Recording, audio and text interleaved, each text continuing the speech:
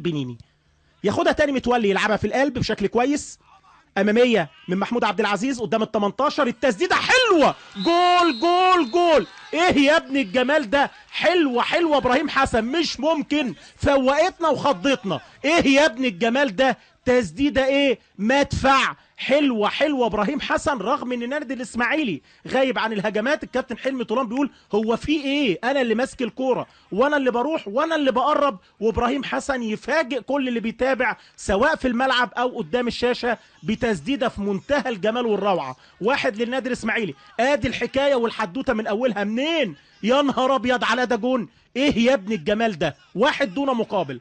النادي الاسماعيلي جون هيغير شكل المباراه تماما.